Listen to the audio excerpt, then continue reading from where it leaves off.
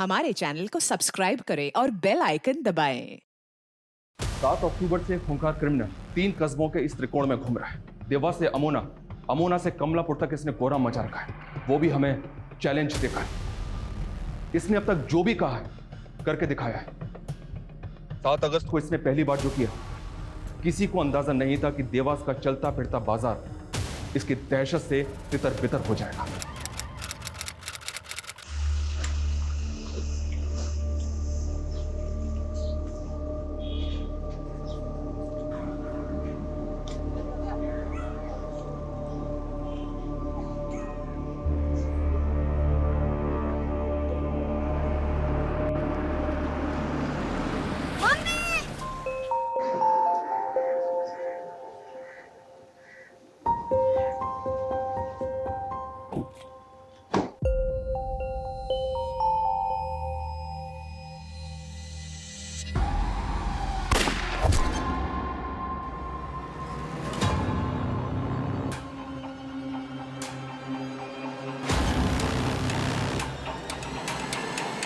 ये दर्दनाक हत्या सिर्फ एक झलकी है उसकी हैवानियत की। इसके 24 घंटे बाद उसने फिर कोहराम मचाया था।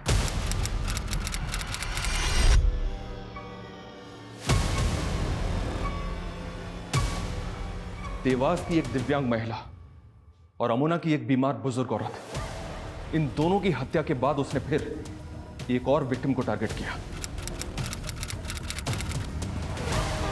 3 मर्डर्स, तीनों की उम्र अलग अलग, तीनों की क्लास अलग अलग, और तीनों ही विक्टिम एक दूसरे को नहीं जानते। सर ये कोई सीरियल किलर नहीं, ये कोई सीरियल किलर नहीं है। इस सब के पीछे इसका कोई ना कोई मोटिव जरूर है, और इसका सबसे बड़ा मोटिव है मुझे चैलेंज देना। ये हर हत्या के बाद मुझे मेरे पर्सनल नंबर पे कॉल करता है।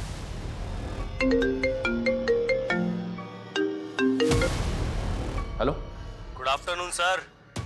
मैं फिर से देवास आ रहा हूँ एक और मर्डर करने। हेलो हेलो,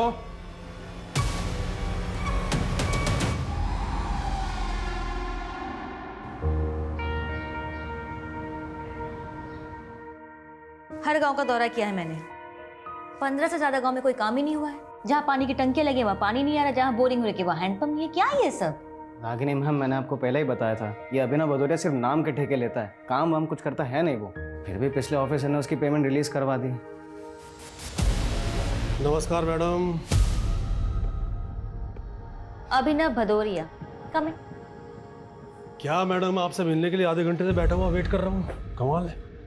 वैसे जनता भी आपको दिए हुए प्रोजेक्ट्स का फायदा उठाने का वेट ही कर रही है, लेकिन देखो मैडम, मैं जानता हूँ इस प्रोजेक्ट की आप इंचार्ज लगी हुई, लेकिन कुर्सी का एटीट्यूड मुझको मत दिखाना। अच्छा, देखो मैडम, मैं तुमसे इधर उधर की बात नहीं करूँगा, सीधी सीधी बात करूँगा। एक काम करता हूँ, तुम्हारी मिठाई को और मीठी कर देते हैं, या तुम बोलो कितना चाहिए। खड़ा हो, खड़ा हो, निकल यहाँ से। ये लो, मैं तो अपने पैरों पर खड़ा हो गया, लेकिन तुम अपनी सोचो। और हाँ, मुझे गिराने की कोशिश मत करना, वरना जो मिल रहा है ना वो भी नहीं मिलेगा।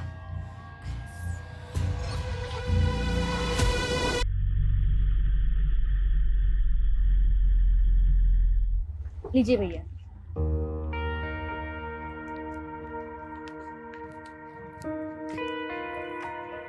मम्मी शॉपिंग की है? हाँ, अंदर चलो दिखाती हूँ। बहू, आज फिर से फालतू खर्चा कराई? कमाती है तो इसका मतलब सब उड़ाती रहेगी? अरे माँ जी, सरकारी नौकरी है देवरानी की, अब ऊपर की कमाई ऐसे ही तो उड़ाएगी। बस करो भाभी, और कितने ताने मारोगी आप? खबरदार, जो बड़ी बहू को कुछ कहा तो। घर का सारा काम यही करती है, तू नहीं। तू क्या करती है? सुबह उठती है, सजती है, संवरती है और निकल जाती है घर से। घर के कामों से तो तुझे कुछ लेना देना नहीं है। माँ जी, मुझे अपना परिवार चलाना आता है, और भाभी मैं अपनी जॉब भी ना बहुत ईमानदारी से करती हूँ। आप लोगों के मशवरे की मुझे जरूरत नहीं है। रागिनी, ऐसे बदतमीजी से बात करोगी माँ से? चलो माफी मांगो। रागिनी, मैंने कहा माफी मांगो माँ से। मैं तो माफी मांग लूंगी, लेकिन थोड़ी नसीहत अपनी माँ और भाभी को भी दो कि मुझसे रोज ऐसे ना पेश आया करे। I am sorry.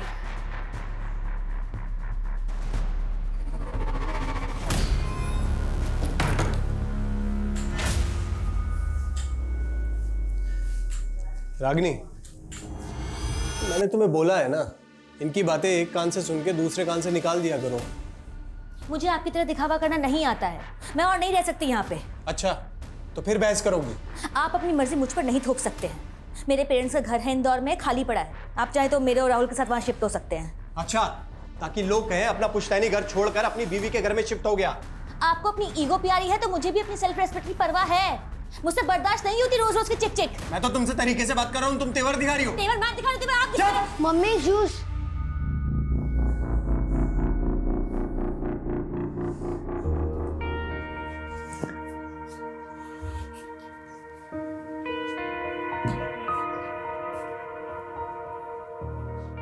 आप ऑफिस से थक के आए और सब आपके पीछे पड़ गए। मम्मी एक काम करो, आप ना मुझे चाय बनाना सिखा दो, तो कल से मैं आपको जूस के बजाय चाय बना कर दूंगा। तुझे इन सब चीजों की चिंता करने की जरूरत नहीं है। तो अपनी पढ़ाई पे ध्यान दे। हाँ मम्मी, आपका ध्यान भी तो मुझे ही रखना है ना।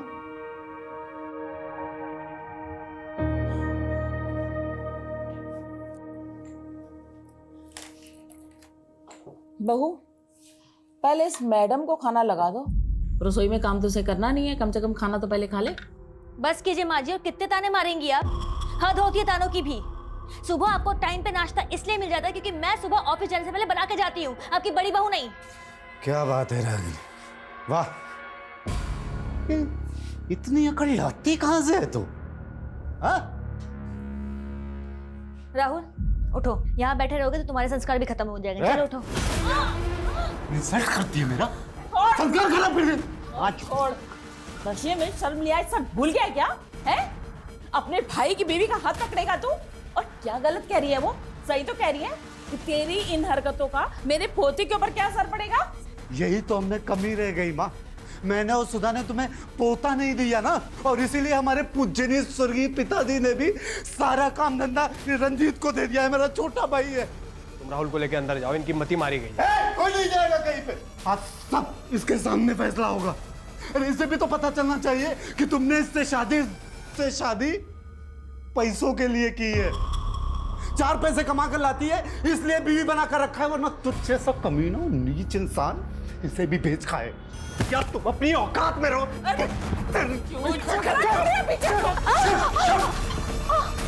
पीछे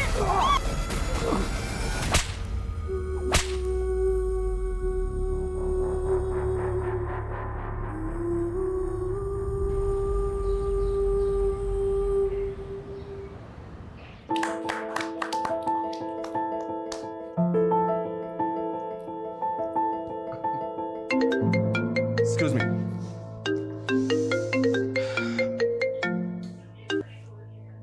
हेलो, कौन? Happy birthday sir. Thank you so much, but I am sorry, मैंने आपको पहचाना नहीं। आपका वेल विशर बोल रहा हूँ। जल्दी आपको आपका बर्थडे गिफ्ट भी मिल जाएगा। पर आप हैं कौन? Hello hello.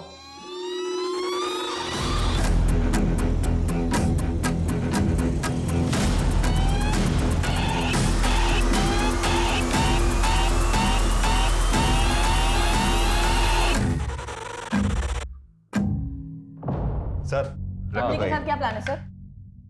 अरे तुम लोग तो जानते हो अपनी जॉब में प्लान कहाँ कर पाते हम लोग कुछ भी। हाँ, लेकिन वाइफ का ऑर्डर है, आज शाम को 7 बजे तक घर पहुंचना है। फिर तो पहुंचना ही है। हेलो, कौन? सर बर्थडे गिफ्ट मिल गया आपको? कौन बोल रहा है? अरे सर अभी तो 1 घंटे पहले बताया था आपको गिफ्ट देने वाला हूँ। लगता है आपको पता नहीं चला। क्या? देवास के टाउन मार्केट में मैंने एक मर्डर किया है। What? तू है कौन और क्या बकवास कर रहा है? Hello hello. खांसी भी काफी इरिटेटिंग होती है। अगले 24 घंटों में उसकी खांसी भी बंद कर दूंगा। दूसरा गिफ्ट होगा आपको। देख मेरी बात सुन। Hello hello. Sir, control room से फोन था, देवास के टाउन एरिया में मर्डर हो गया है।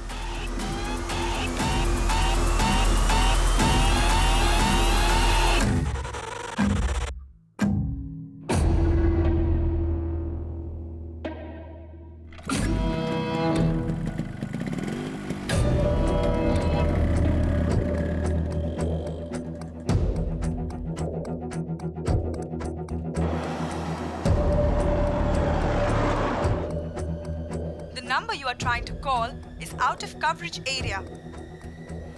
फोन बंद कर लिया उसने अपना। सर आखिर कौन होगा वो जो मर्डर करके आपको कॉल कर रहा है?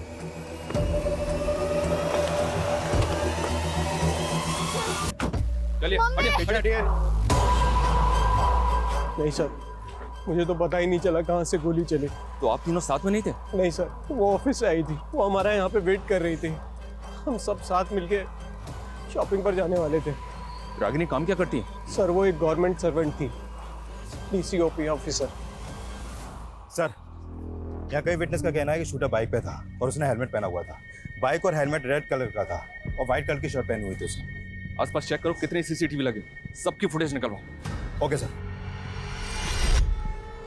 सर इसने तो फेक नंबर प्लेट लगा रखी है बाइक पे, और जिस नंबर से इसने मुझे कॉल किया था वो नंबर भी फेक ID पे ऑब्टेन किया गया था। मेरे पर्सनल नंबर पे कॉल करके मुझे चैलेंज दे रहा था, बोल रहा था कि उसको पकड़ के दिखाओ। मतलब ये आपको पहले से जानता था? आपका पर्सनल नंबर इसके पास कैसे आया? I don't have any clue.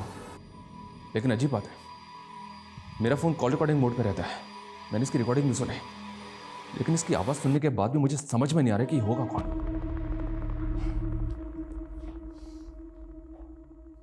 खांसी भी काफ़ी इरिटेटिंग होती है। अगले 24 घंटों में उसकी खांसी भी बंद कर दूंगा। दूसरा गिफ्ट होगा आपको।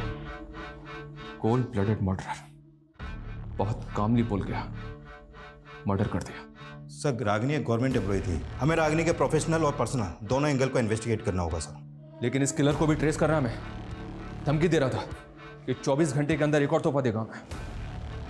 सर इस किलर की बाइक जिस डायरेक्शन में गई है हम वहाँ के सारे CCTV स्कैन कर रहे हैं।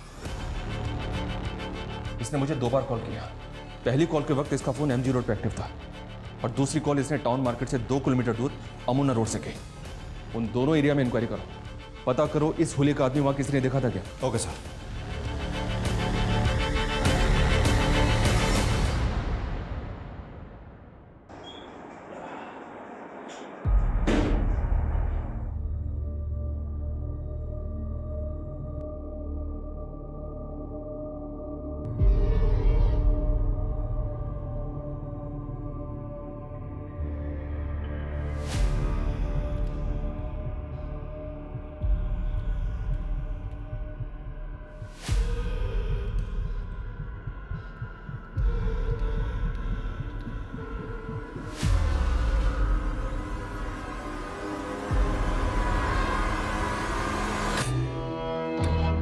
कौन था वो? एक लाचार औरत ने किसी का क्या बिगाड़ा था जो उसको मार दिया?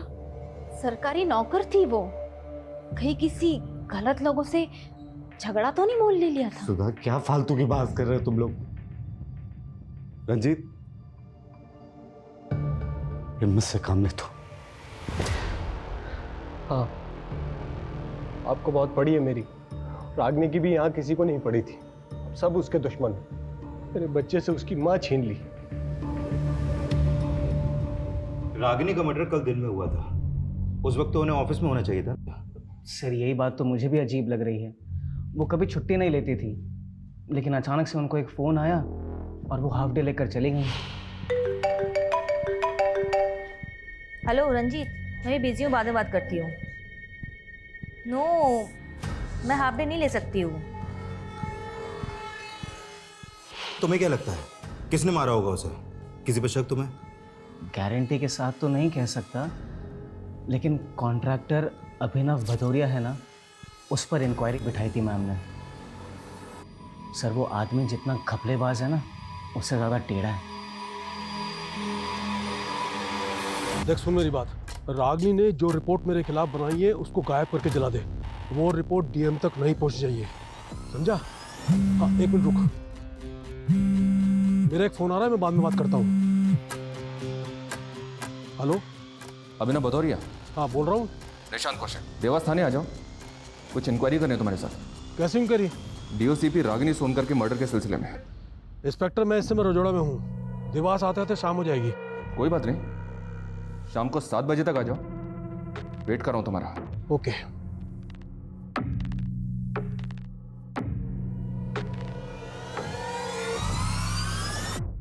इंक्वायरी? कैसे इंक्वायरी? DOCP रागिनी सोनकर के मर्डर के सिलसिले में। इंस्पेक्टर मैं इस समय रजोड़ा में हूँ, देवास आते आते शाम हो जाएगी।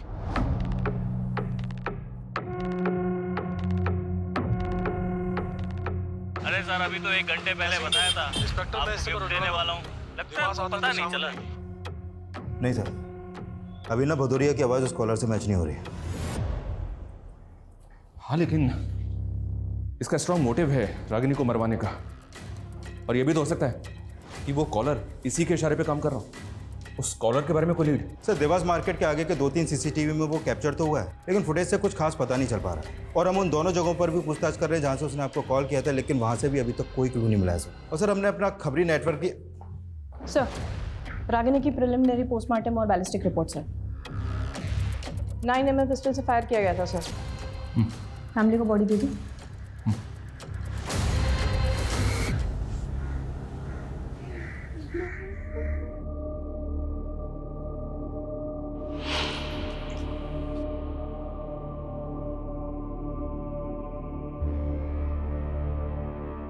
बेटा, मैंने दवाई खा ली है। मम्मा, जब मुझे फीवर होता है तब आप मुझे दवाई खिलाते हो, पट्टी लगाते हो, तो मैं कैसे फटाफट ठीक हो जाता हूँ। वैसे आप भी अभी जल्दी ठीक हो जाओगी। नहीं बेटा, वो हमेशा के लिए सो गई है, अब वो नहीं जगेंगी बेटा।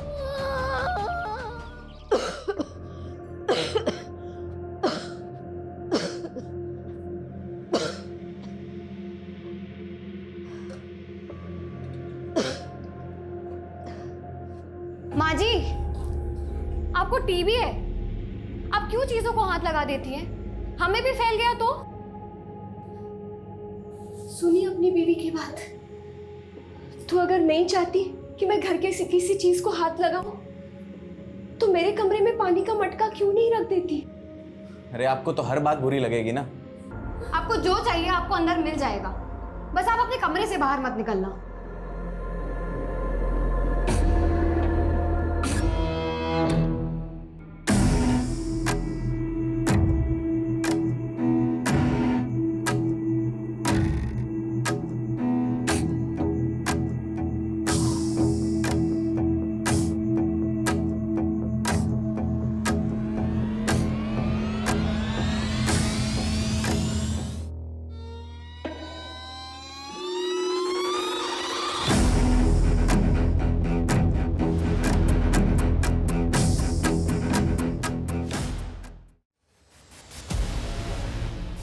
इंस्पेक्टर साहब, कल आपका बर्थडे था, तो मैंने सोचा कि अमोना की मिठाई लेकर चलता हूँ आपके लिए। ये लीजिए, लड्डू खाइए। ये लीजिए। तुझे कैसे पता कल बर्थडे था मेरा? इंस्पेक्टर साहब, मुझे मालूम है कि आप मेरी डिटेल निकलवाओगे, इसलिए मैंने भी आपके बारे में पता कर लिया। वैसे मेरे भी कुछ दोस्त हैं पुलिस में, और हाँ, जब भी मैं किसी से मिलने जाता हूँ ना पहली बार, तो उसके लिए ये मिठाई लेकर जाता हूँ। रागिनी की मौत से बहुत खुश दिख रहा है तू, इसलिए मिठाई बांटता फिर रहा है। कहीं ऐसा तो नहीं कि तू नहीं रहा? रागिनी का मर्डर करवा के मुझे क्या मिलेगा? कुछ नहीं। तेरे बारे में सब पता किया हमने। तू मिठाई के डिब्बों में रिश्वत भिजवाता है, लेकिन रागिनी ने तेरी इंक्वायरी बिठवा दी थी। इंस्पेक्टर, अपनी इंक्वायरी पर ध्यान दे। मेरे खिलाफ कुछ मिला या ऐसे ही बज रहा है? बस एक बार सबूत हाथ लग जाए फिर अच्छी तरह से बचवाएंगे तुझे। अच्छा तेवर है, वाह। मेरे खिलाफ सबूत लेकर आ, और सुन, मेरा कुछ बिगड़ने वाला नहीं है, समझा? उस कॉलर के तरह इसके तेवर भी कुछ कम नहीं थे सर। ये भी चैलेंज करके गया। नजर रखो इस पे। सर, उस किलर ने आपका पहला कॉल एमजी रोड से ही किया था, और उसी दौरान रागिनी के पति रंजीत का फोन भी एमजी रोड पे ही एक्टिव था। क्या रंजीत का उस कॉलर से कनेक्शन? सर, कनेक्शन तो कुछ नहीं मिला है, लेकिन रंजीत ने रागिनी को एमजी रोड से कॉल करके देवास टाउन मार्केट बुलाया था। सर, मुझे तो लग रहा है कि उसने पर्पसली रागिनी को वहां पे बुलाया था। लेकिन रंजीत अपनी बीवी को क्यों मारेगा? क्या मोटिव हो सकता है उसका?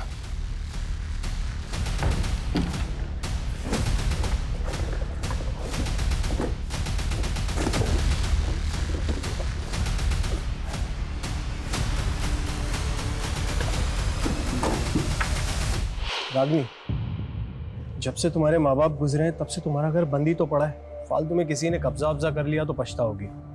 अरे अच्छा खासा बाहर मिला है, बेच बाच के खत्म करो ना। मैंने कितनी बार कहा है आपको कि मुझे वो घर नहीं बेचना है? मेरे पेरेंट्स की आखिरी निशानी है वो, और आप क्यों उस घर को बिकवाने पे तुले हुए हो? हाँ, जब देखो तब घर बेचना है, घर बेचना है, घर बेचना है। आज के बाद इस टॉपिक पे कोई बात नहीं होगी। पता नहीं क्या चल रहा है आपके मन में। जो मन में चल रहा था ना वो बता दिया। फालतू बोल के पारा मत चढ़ाओ मेरा। एक तो तुम जैसी लड़की से शादी की, जॉब करने दिया, ऊपर मेरे ही सर पे चढ़ोगी? माँ बिल्कुल ठीक बोलती है, तुम्हें ना जरूरत से ज्यादा छूट दे दी मैंने। क्या पुलिस स्टेशन? नहीं सर, रंजीत की आवाज भी मैच नहीं कर रही उस कॉलर की आवाज से। सर रंजीत आ गया। सर मैंने वहाँ रागनी को हाफ डे लेकर मार्केट में मिलने के लिए बुलाया, तो आप कुछ भी बोलेंगे? सर वहाँ हम राहुल के बर्थडे पार्टी की शॉपिंग के लिए मिलने वाले थे। जिस दौरान तूने रागिनी को एमजी रोड से फ़ोन किया था, उसी दौरान इस आदमी का फ़ोन भी एमजी रोड पे एक्टिव था। इस आदमी का एमजी रोड पे तू मिला था इस आदमी से? नहीं सर, मैं क्यों मिलूंगा? मैं तो इसे जानता तक नहीं। देख रंजीत, तू जितना ज़्यादा हमें घुमाएगा ना, उतनी ज़्यादा तकलीफ होगी तुझे बाद में। सर आपको क्या लगता है मेरी बीवी को मैंने ही मरवाया है? तो कौन होगा ये आदमी जो बाइक पे बैठा हुआ है? क्या एमजी रोड पे तुमने किसी ऐसे आदमी को देखा था जो इस बाइक पे बैठा हुआ था? या ऐसे किसी आदमी को जानते हो जिसके पास ये बाइक है? इस बाइक से, इस आदमी की कद काठी से कुछ भी याद आ रहा है तुम्हें तो बताओ। मैं सर मैं नहीं जानता इस आदमी को सर।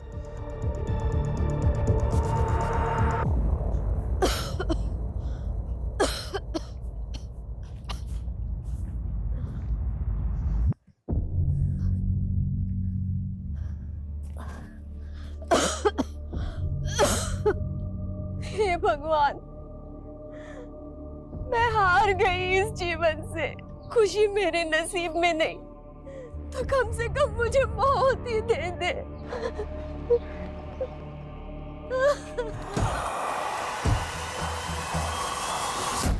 भले ही रंजीत की आवाज उस कॉलर से नहीं मिलती, लेकिन इत्तेफाक नहीं हो सकता कि जिस एरिया से उस कॉलर ने मुझे पहला कॉल किया था, उसी एरिया में रंजीत भी था। ये रंजीत घुमा रहा है मैं। सर अगर रंजीत के मोटिव पे जाए तो उसकी पत्नी रागिनी एक रिच फैमिली से बिलोंग करती थी, माँ बाप की इकलौती बेटी थी, और उनके जाने के बाद इंदौर का घर रागिनी का होने वाला था, जो अब रागिनी के बाद रंजीत का हो जाएगा। हाँ लेकिन हेलो, कौन? आपका एक और गिफ्ट तैयार है सर। अमोना के सिमर गांव में जो इच्छा पूर्ति पेड़ है ना, वहाँ एक और मर्डर कर दिया मैंने। देख तू जो भी है, तू बचेगा नहीं मुझसे। अरे चिल्लाओ मत सर। एक तो आप सिर्फ चिल्ला सकते हो, मुझे पकड़ नहीं सकते। तरस आता है मुझे आपकी लाचारी पे। तेरी तो मैं काम डाउन सर। अगला मर्डर भी प्लान कर लिया है मैंने, लेकिन आप ना दिमाग पे ज्यादा जोर मत दो। क्या है कि उससे बीपी हाई हो जाता है, और हाई बीपी से आंखें भी खराब हो सकती हैं, और मैं नहीं चाहता मेरी वजह से आपकी आंखों में चश्मा लगे। इसलिए चुपचाप अमोना जाइए और अपना तोहफा कबूल कीजिए। बाय। हेलो हेलो, अमोना जाना है मैं। उसने कहा कि अमोना के सिमोर गांव में उसने एक और मर्डर किया है। क्या? उसने अगला मर्डर भी प्लान कर लिया, ये भी बोला उसने। पता नहीं और कौन कौन है जिसको वो टारगेट करने वाला है। ऐसे number 5, my favourite food. I am very foodie. I love to eat. My mother cooks very dishes for me, but my favourite is chole bhature. अरे छोले भटूरे तो हिंदी में होता है, अंग्रेजी में हिंदी क्यों घुसा रही है? माँ, छोले भटूरे को अंग्रेजी में भी छोले भटूरे ही बोलते हैं। अच्छा।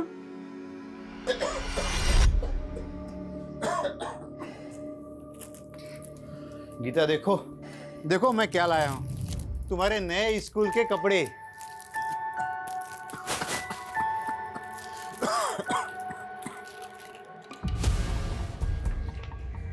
उसने पहला मर्डर किया एक बिजी मार्केट में, और दूसरा मर्डर किया इस सुनसान जगह पे। Yes sir. दोनों का कातिल एक है, तो पॉसिबल है कि रागिनी और मंजू ये दोनों एक दूसरे को जानते हो। नहीं सर, हम किसी रागिनी को नहीं जानते, और माँ ने भी कभी किसी रागिनी का जिक्र नहीं किया। इस आदमी को गौर से देखिए, हमें शक है कि इसी ने आपकी मदर को मारा है। इसका चेहरा तो नहीं दिख रहा है, लेकिन क्या आप किसी ऐसे आदमी को जानते हैं जो ऐसी बाइक चलाता हो, जो इसी कद का ठिका हो? नहीं सर, कुछ समझ नहीं आ रहा है इसमें। किसी पे शक, कोई दुश्मनी वगैरह कुछ भी? सर माँ की किसी से क्यों ही दुश्मनी होगी, वो तो एक बीमार औरत थी। इसीलिए हम उन्हें कहीं जाने भी नहीं देते थे। बस कभी कभी अपना मन बहलाने के लिए और माथा टेकने के लिए वो यहाँ आ जाती थी। ये अचानक क्या हो गया मोहन भाई साहब को? डॉक्टर बोल रहे हैं सीमेंट फैक्ट्री में काम करने की वजह से उन्हें बहुत बड़ी बीमारी हो गई। इलाज के लिए 5 लाख रुपए मांग रहे हैं अस्पताल वाले। तो सीमेंट के फैक्ट्री के मालिक से बोलो कि वो कोई मदद करे। बोला था, उसने तो 30,000 रुपए हाथ में पकड़ा दिए, अब तो कुछ सुनने को तैयार ही नहीं है। अब तुम ही मदद करो ना मेरी। अभी मेरी कहाँ औकात है लाखों तक। अब मैं यहाँ वहां से जुगाड़ करके 20-25 हज़ार की मदद कर सकता हूँ। सर, अब इस बार उसने वो कॉल अमोना के समोर गांव से ही किया था। देवास से अमोना तकरीबन 7 किलोमीटर ही दूर है, मतलब वो आसपास के ही किसी एरिया का होगा। हो सकता है, और हो सकता है कि इस बार भी वो फेक नंबर प्लेट वाली बाइक या फिर कोई दूसरा व्हीकल आया। सर, हम अमोना से देवास के बीच में जितने भी सिग्नल्स हैं वहाँ के सारे सीसीटीवी चेक कर रहे हैं। हाँ, लेकिन हमें ये कैसे समझ में आएगा कि उस किलर का अगला टारगेट कौन होगा, कौन से एरिया का होगा? उसने दोनों दफा औरतों को ही टारगेट किया है, एक तरफ रागिनी और दूसरी तरफ टीवी की पेशेंट, वो बुजुर्ग औरत। वो ऐसे ही लोगों को क्यों मार रहा है? क्या मोटिव है उसका? और सर, इधर मंजू और रागिनी का भी कोई कनेक्शन नहीं मिला अभी तक। रागिनी की फैमिली ने भी मंजू को आइडेंटिफाई नहीं किया। सर, कहीं ये कोई सीरियल किलर? नहीं विकास, ये सीरियल किलर तो बिल्कुल भी नहीं है। ये फोन करके मुझे चैलेंज दे रहा है। कोई तो मोटिव है इसका। सर, अभिनव भदौरिया का मंजू से कोई कनेक्शन नहीं निकला सर। ये कॉल डेटा रिकॉर्ड से किया। अभिनव की है। एक नंबर बार बार रिफ्लेक्ट कर रहा है सर। रागिनी के जेठ अर्जुन का नंबर है। काफ़ी सारी बातें होती हैं इनके बीच।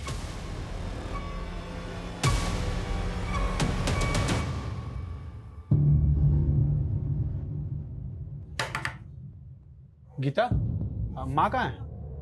हॉस्पिटल, अभी आ ही रही हैं खाना लेने। मोहन भैया कैसे हैं भाभी? उनकी हालत बहुत नाजुक है और अभी तो पूरा पैसा भी नहीं हो पाया है इलाज का। मैं वही बताने आया था कि मैंने एक सरकारी आदमी का मालूम किया है। मोहन भैया के इलाज के खर्चे में वो रियायत दिला सकता है। कैसी रियायत? सरकार की स्कीम है कि सीमेंट फैक्ट्री में काम करने वाले मजदूरों का इलाज फ्री में होता है, और आपने जो पैसा जमा किया वो भी शायद वापस हो सकता है। ऐसा हो सकता है? हाँ, मोहन भैया के हॉस्पिटल के कागज लेकर के और उनकी सीमेंट फैक्ट्री वाली आईडी लेकर के शाम को मेरे साथ चलना, सरकारी आदमी से मिलवा दूंगा मैं। ठीक है। मैंने कहा ना, मेरा रागनी के मर्डर से कोई लेना देना नहीं है। रागिनी के जेठ से क्या लेना देना है? मैंने कहा ना, कोई लेना देना नहीं है। अब बस, अब अगर और ज्यादा कर दिखाई ना तब। हाँ, मैंने रागनी के जेठ को पैसे दिए थे। अनुभव भदौरिया ने मुझे लालच दी कि अगर वो रागिनी से उसका काम करवा दूंगा मैं, तो उसके बदले में मुझे ढेर सारे पैसे देगा। ऑटो ऑटो, एक गणेश नगर पे जा। रागिनी, भैया आप यहाँ? देखो, मैं जो बात करने वाला हूँ वो हम घर में नहीं कर सकते थे। कैसी बात है? अभिनव भदौरिया मोटा पैसा दे रहा है, उसके काम में अड़चन मत डालो। आप होते कौन है मुझसे ये बात करने वाले? हाँ, अगर आप मेरे जेठ ना होते ना तो आपको अंदर करवा देती मैं।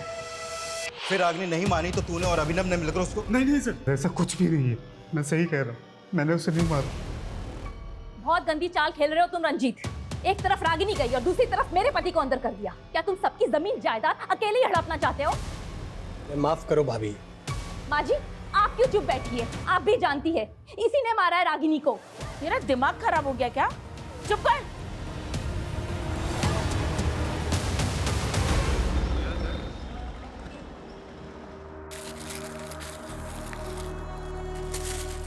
भाभी, मैंने साहब को सब कुछ बता दिया है, आप जाकर मिल लो।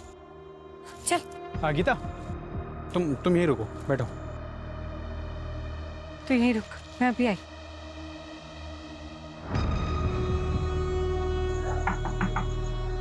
आइए।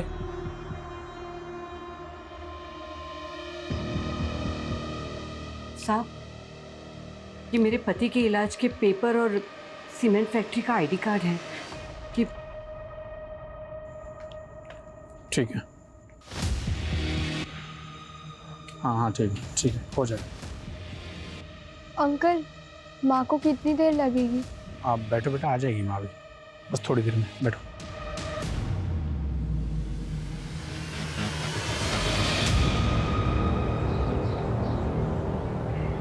हाँ जी पंडित जी, नमस्कार। पंडित जी, अपने बेटे विक्रम की बरसी पर पूजा रखवाना चाहता हूँ, आपसे आके मिल सकता हूँ? जी, नमस्कार।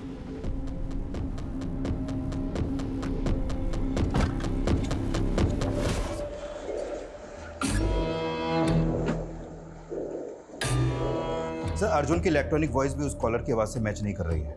अभिनव, अर्जुन और रंजीत, ये तीनों सस्पेक्ट हैं, और इन तीनों का उस कॉलर से कोई कनेक्शन नहीं मिल पा रहा है। मंजू जी का भी कोई खास कनेक्शन नहीं मिल रहा सर। उनके पड़ोसियों ने बताया कि बेटे और बहू का मंजू जी की तरफ कोई खास बर्ताव नहीं था सर। वो अक्सर बीमार रहती थी और ये लोग उसकी बीमारी से परेशान थे। हाँ, लेकिन ऐसा भी तो नहीं लग रहा है कि कोई सुपारी किलर होगा। इसका कोई ना कोई मकसद जरूर है।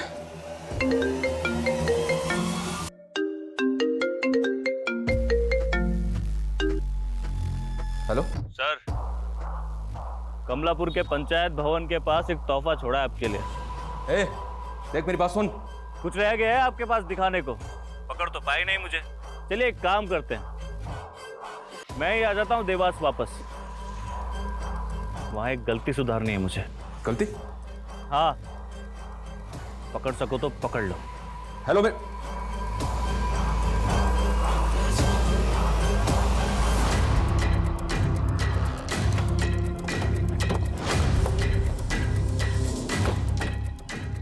आसपास सर्च करो। सर यहाँ पे मर्डर हुआ है, लग नहीं रहा है मुझे।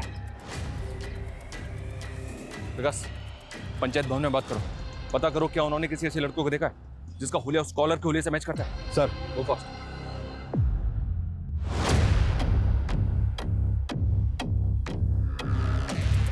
सर, लाश यहाँ पड़ी है।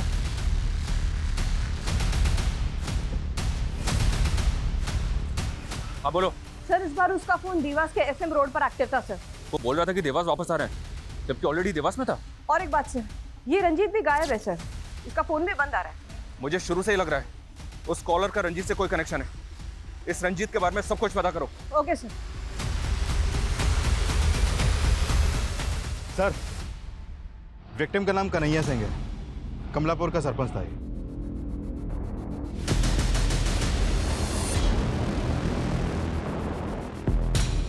मैडम, ये क्या कर रही हैं आप?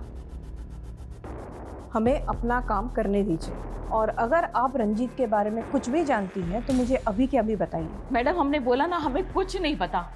मैडम जी, एक मिनट।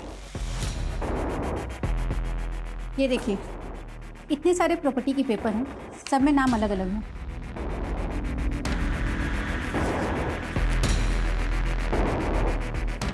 ये रंजीत ज्वेलर है ना? जी। तो इतने सारे लोगों के प्रॉपर्टी के पेपर्स इसके कमरे में क्या कर रहे हैं? मैडम, हमारा ये पुश्तैनी काम है। लोगों के गहने और उनकी प्रॉपर्टी गिरवी रख के हम उन्हें ब्याज में पैसा देते हैं। ये रागिनी के पेरेंट्स के प्रॉपर्टी के पेपर्स, रंजीत के पास ये भी गिरवी पड़े थे? नहीं, ऐसा कुछ नहीं है। सब झूठ बोल रही है माँ जी रंजीत के बारे में। उसी ने मरवाया है रागिनी को और मेरे पति को फंसा दिया। मैडम जी, आप रंजीत के बेटे राहुल से पूछो, वो आपको बताएगा कि कैसे रंजीत प्रॉपर्टी के लिए रागिनी से झगड़ता था।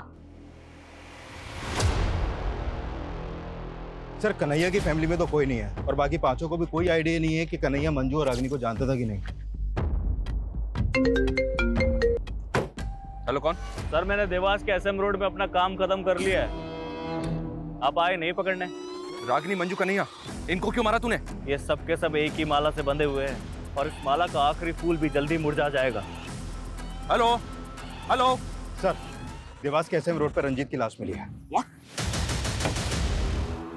रागिनी की तरह रंजीत को भी शूट कर दिया। सर, अगर किलर को रंजीत को भी मारना था तो वो उसे रागिनी के साथ भी मार सकता था। तो कुछ समझ में नहीं आ रहा कि वो कौन सा गेम खेल रहा है। उसने बोला था दोबारा देवास आ रहा है गलती सुधारने, और रंजीत का मर्डर। इसका क्या मतलब? कि वो पहले ही रंजीत को मारना चाहता था, लेकिन गलती से गोली रागिनी को लग गई। इसने हर हत्या के बाद मुझे कॉल करके कुछ ना कुछ ऐसा बोला है जो इसके अगले टारगेट से कनेक्टेड था। एक मिनट,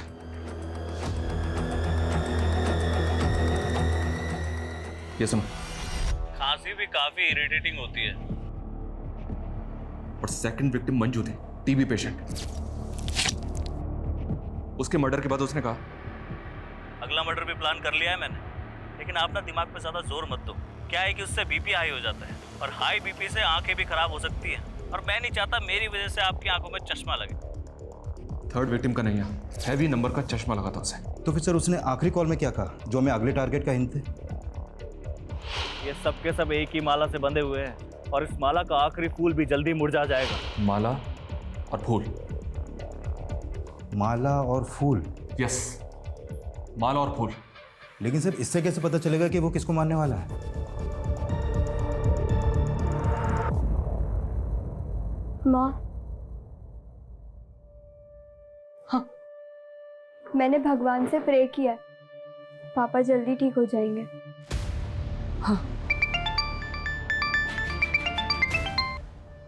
हेलो, हाँ डॉक्टर साहब, मैं खाना लेके आ ही रही हूँ अस्पताल। क्या? अरे क्या हुआ माँ? पापा ठीक है ना?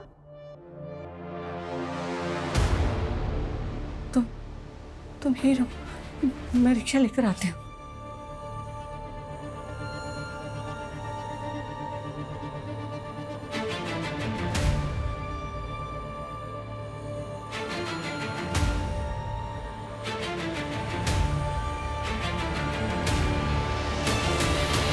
सर, किलर ने अभी तक हमें 5 बार कॉल किया और हर बार अलग अलग फेक आईडी का सिम यूज़ किया।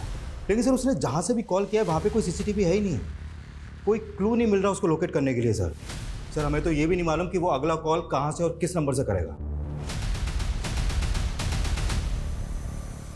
देवास से अमोना, अमोना से कमलापुर और वापस देवास, वो इसी त्रिकोण में घूम रहा है।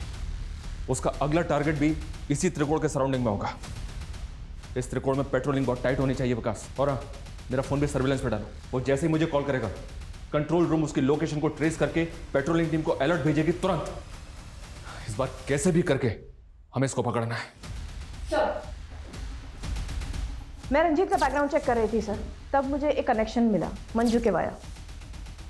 कैसा कनेक्शन? सर, रंजीत के घर में बहुत सारे प्रॉपर्टी के पेपर्स थे, जिसमें से ये प्रॉपर्टी का पेपर है मोहन कुमार के नाम का।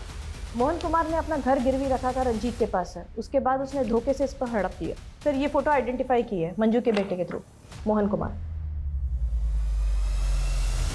सर, मोहन माँ का दूर का रिश्तेदार था और उसने माँ को मुसीबत के समय 2 लाख रुपए भी उधार दिए थे। लेकिन जब मोहन बीमार पड़ा तो माँ उसकी पत्नी पूनम की मदद नहीं कर पाई थी। पूनम, मैं बहुत शर्मिंदा हूँ। अभी मेरे पास सिर्फ 10,000 रुपये ही है, इससे ज़्यादा मैं कुछ नहीं कर सकती।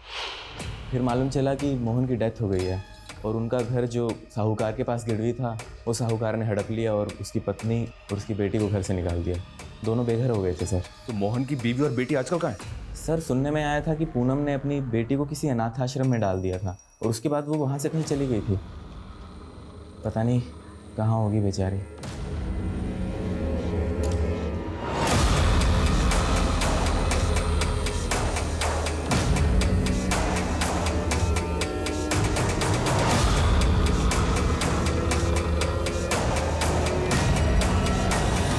सर, पूनम 2 साल पहले गीता को एक अनाथ आश्रम में छोड़ के गई थी और करीब 6 महीने पहले इंदौर की एक फैमिली ने गीता को वहां से अडॉप्ट किया था। पूनम की फैमिली के बेघर होने के पीछे मंजू एक वजह है, क्योंकि उसने पूनम को 2 लाख रुपए नहीं दिए थे। वहीं रंजीत ने उनका घर गिरवी रख लिया था।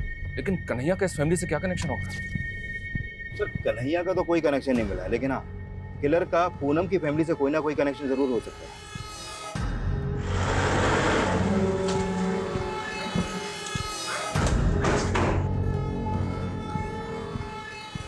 क्या हो गया बेटा? हाँ, कहीं घूमने जाना है तो मैं देखता हूँ।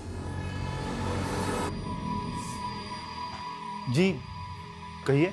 आपसे कुछ बात करनी है।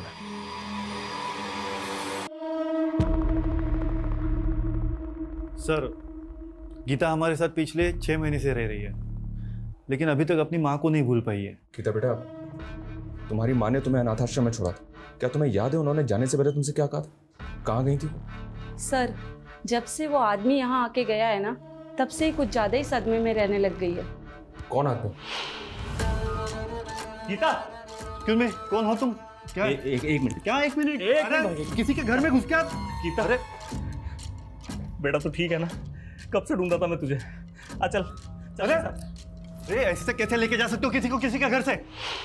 गीता उससे डर रही थी सर, इसीलिए हमने उसे घर से बाहर निकाल दिया। फिर बाद में गीता ने कहा कि वो उसका मामा लगता था। कौन मामा है? ये कहाँ रहता तुम्हारा मामा?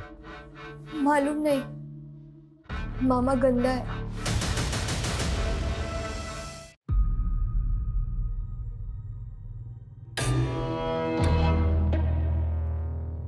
सर, इसकी कद काठी और बाइक तो उसी किलर से मैच हो रहा है। दिक्कत वैसी लग रहा है, शायद मैं इससे पहले भी मिला हूं। ये वही किलर है और इसका अगला टारगेट माला और फूल से कनेक्टेड है। माला और फूल? गीता बेटा, क्या तुम किसी ऐसे आदमी को जानती हो जो माला और फूल से कनेक्टेड है? माला वाले अंकल मेरे पापा के दोस्त हैं। कौन माला वाले अंकल?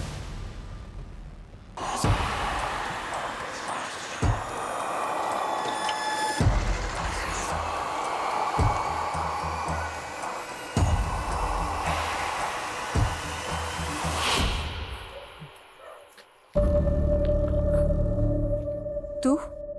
दीदी मेरी बात का भरोसा करो, जेल से निकलते वक्त मैंने कसम खाई थी आज के बाद कोई गलत काम नहीं करूंगा। तूने हमेशा हमें बदनामी ही दी है। तेरी वजह से बाबा का सर झुक गया, उन्होंने कर ली और मैंने उसी समय से सोच लिया था कि तुझसे अभी कोई रिश्ता नहीं रखना मुझे।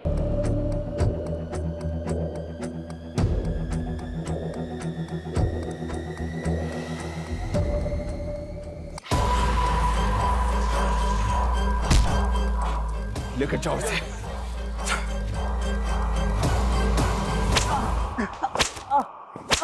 विकास,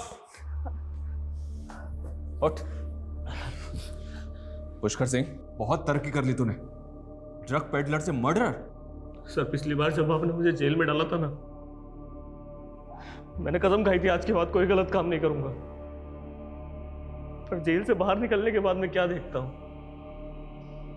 मेरी बहन के साथ इतनी नाइंसाफी। मेरे जीजा बीमार क्या हुआ है, उस बुढ़िया मंजू ने घर से 2 लाख रुपए मार लिया। उसके बाद उस रंजीत ने मेरे जीजू के मरने के बाद घर हड़प लिया। और शरद ने मेरी बहन की मजबूरी का फायदा उठाया उस कन्हैया के साथ। उससे भी जब उसका जी नहीं भरा तो उसने मेरी बहन को कहीं बेच दिया।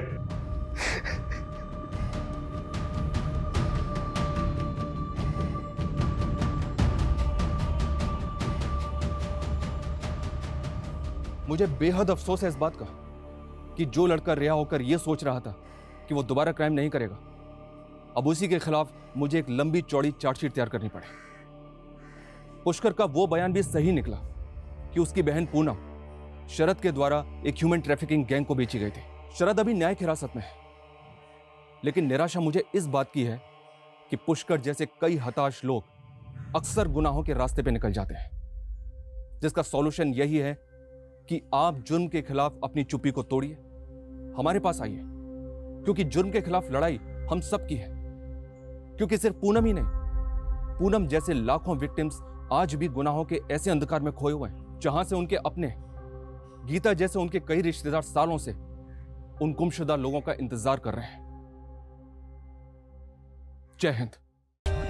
For more updates, subscribe to our channel, click the show links and enjoy watching the videos.